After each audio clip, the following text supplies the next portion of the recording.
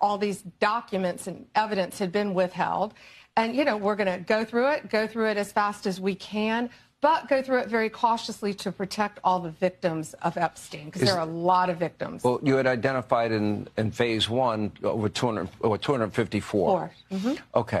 You said this is the end of the Epstein, of your review of the Epstein files.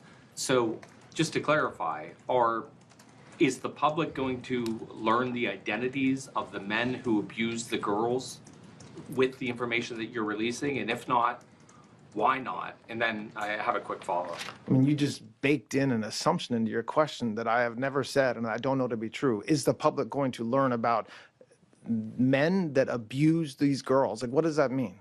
I mean, I don't understand what that means.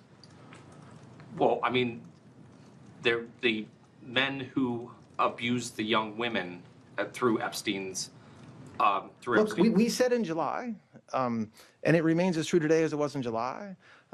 If we had information, we meaning the Department of Justice, about men who abused women, we would prosecute them, right? We talked about the work that we're doing. That's why I said that. I said this earlier. There's this built-in assumption that somehow there's this hidden tranche of information of men that we know about that we're covering up or that we're choosing not to prosecute. That is not the case. I don't know whether there are men out there that abuse these women. If we learn about information and evidence that allows us to prosecute them, you better believe we will. But I don't think that the public or you all are going to uncover men within the Epstein files that abuse women, unfortunately. Literally the worst thing you could do to the survivors, you did. And they're getting phone calls. A lot of these people didn't want to be known. And we know you touched the document because you redacted one name and you redacted the lawyer's name, but you left the survivor's name there. The next document I want to show you, that was in the title, the victims' survivors' names, all right? The title of this one is Child Sex Trafficking, Co-Conspirators, fully redacted. And by the way, I'm going to unredact them here. Les Wexner is in this. Now, your your deputy attorney general said, oh, well, he appears hundreds of times in the files, but he doesn't appear in this file until I forced you to release it, where he's listed as a co-conspirator, not to tax evasion, but to child sex trafficking, not to prostitution, not to money laundering, child sex trafficking. And then finally, what we have here is the third exhibit that I have is emblematic of the FD 302 release. These are the documents that we need that you're holding on to and over-redacting because they have the names of the men who are implicated. How do we know? Because the survivors gave testimony to the FBI, and it's in there. And what happens when you go to the portal at the DOJ to look at what's behind this redaction? Another redaction. So we can't even see them. And then there's some of these files you've pulled down from the website that we will never see because we can't search the redactions. So I have several questions for you. Who's responsible? Are you able to track who in your organization made this massive failure and released the victims' names? Are you able to track who it was that obscured Les Wexner's name as a co-conspirator in an FBI document? Within 40 minutes, Wexner's name was added back. Within 40 minutes of me catching you red-handed. There was one redaction out of he's over listed as a co-conspirator. I want to briefly direct your attention to two documents I'm hoping we will put up on the screen.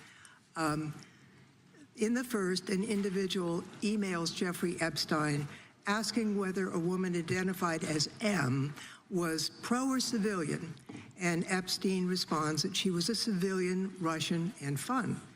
In the second email, Epstein writes to Steve Tisch about a Ukrainian girl, noting that she was, quote, a little freaked out by the age difference and stating that he would try to convince her not to return to Ukraine. He then instructs Mr. Tisch to call him, adding, I don't like records of these conversations. So I'd like to ask a straightforward question that really is either a yes or no answer. Do these emails constitute credible evidence, not proof, but credible evidence warning further investigation into whether Steve Tisch was involved in Epstein's criminal conduct? Do you think yes or no? I'm not going to play a yes-no game with you, but I will answer the question to the best of my ability. As I said, we will look and investigate any case involving any victim. I'm not familiar, there were 3 million pages, of course, with that email, but of course, we will look into anything.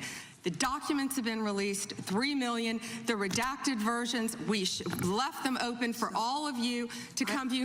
I believe you view them. If not, will you have some copies? I'd like to. But could I finish, please? I'm not being rude, please. I only have 5 minutes. No, yeah, and I only have 30 seconds based on your filibuster. Well, you didn't give a yes or no answer, so let me just go further. Director Patel testified in this committee room that there was no credible information indicating that Epstein trafficked victims to anyone else. And glancing at the documents, that proves that's not the case. In July, your department issued a memo stating that it had conducted an exhaustive review of the Epstein files and concluded that no additional individuals would be charged. So I did go over to the Department of Justice yesterday. I would note that 400 and all our 35 members are in the House, and there's 4 computers. So it would take many months to actually have the time. I only had a few hours. I think the transparency argument is really kind of a sham because it's not really possible. Whoa. Did you have to wait to get a computer? It is not possible to really go in. I did, however, see a U.S. attorney information for the Southern District of New York indicating that there were additional survivors and probable co-conspirators. Other members of Congress have uncovered likely co-conspirators whose names were blocked out. Now, the Epstein File Transparency Act, which all but one member of this House voted for and the president signed, requires the department to release everything except that it needs to be redacted to protect the victims or an ongoing prosecution, which apparently there is none from the testimony we have received. I am concerned that this act has not been fully complied with. When Director Patel came to the committee, he admitted that up to 1,000 FBI agents had gone through the files and redacted President Trump's name from them. And it's pretty clear that what has been transmitted from the FBI continues to redact President Trump's name, even though he is mentioned thousands of times in these files. So I think the credibility of the department in terms of complying with the act has been damaged. And I think the department's credibility has been damaged in other ways. I find it interesting she keeps going after Donald Trump. She doesn't say how much money she took from Reid Hoffman, did you? None. And nor did Mr. she... Chairman.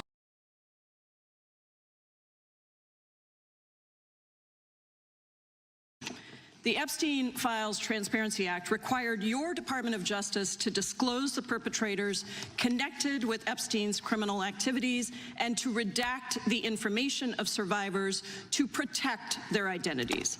Let me show you what actually happened. First, in violation of the law, your department has shown a pattern of redacting the names of powerful predators.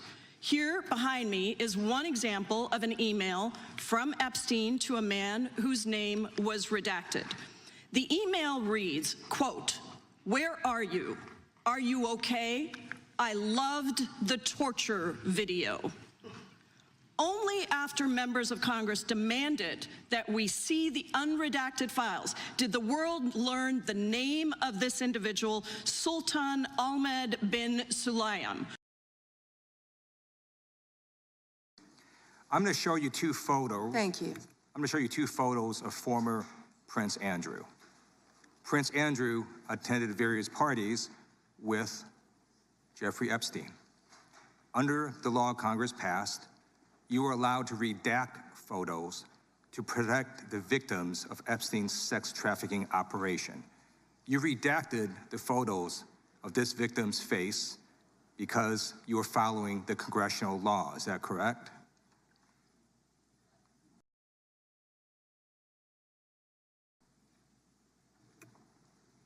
I'm sorry that we redacted the victim's Because you were face. following the congressional law, correct? Yes. Okay. You have now established that please put the photos back up, that we are looking at a sex trafficking victim. Under the Federal Victims Trafficking Protection Act, not only is Jeffrey Epstein guilty, but anyone who patronizes Epstein's sex operation is also guilty of a crime. That's why I find it absolutely despicable that you sought to protect Epstein's clients, like former Prince Andrew. Last July, you closed the case on Epstein's abusers. The July 2025 memo from your Department of Justice stated, quote, "We did not uncover evidence that could predicate an investigation against uncharged third parties." These two photos, please put the photos back up. These two photos staring you in the face are evidence of a crime and more than enough evidence to predicate an investigation against former Prince Andrew. So I ask you, Attorney General Pam Bondi, why did you shut down this investigation last July, and why have you not prosecuted former Prince Andrew? I don't believe you asked Merrick Garland these questions when he was Attorney General and set before I agree with you. You twice. I'm reclaiming my time. I agree with you. I agree with you. During the Biden administration, I called for people looking at Epstein files. Merrick Garland dropped the ball, as did Attorney General Bill Barr, as did Alex Acosta, a whole string of failures. But you are in charge. You have the power to change things, to hold these men accountable, and you're doing the opposite. You're protecting them. So I want to move on to another man. Can I answer Donald that, Trump. though? I want to move on to another Can I answer question. your question about protecting You answered the Prince Andrew? question. You're saying no. I love this. I want to discuss another man, Donald Trump, who is all over the Epstein files, like former Prince. Here's a video.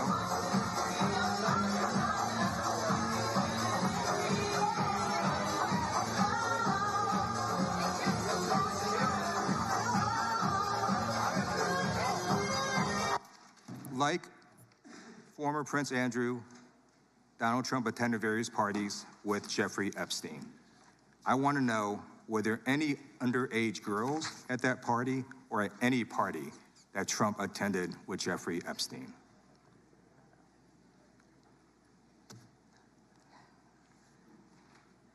This is so ridiculous, and that they are trying to deflect from all the great things Donald Trump has done. There is no evidence that Donald Trump has committed a crime. Everyone knows that. This has been the most transparent presidency. He's the one that asked that those files I'm reclaiming my time. be I got your released. answer. You said there's no President evidence. Trump asked Mr. Chairman, that please they stop the clock. sign Please stop the clock. the legislation.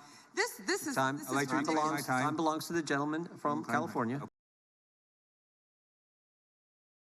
You said this is the end of the Epstein, of your review of the Epstein files.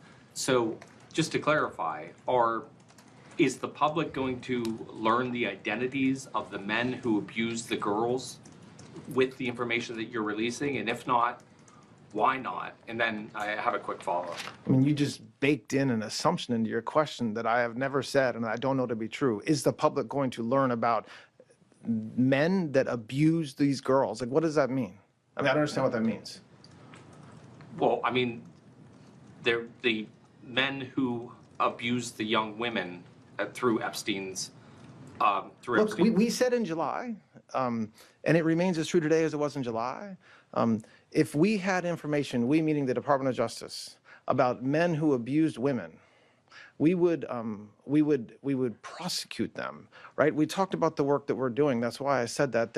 I said this earlier. There's this built-in assumption that somehow there's this hidden tranche of information of men that we know about that we're covering up or that we're choosing not to prosecute. That is not the case. I don't know whether there are men out there that abuse these women. If we learn about information and evidence that allows us to prosecute them, you better believe we will. But I don't think that the public or you all are going to uncover men within the Epstein files that abuse women, unfortunately.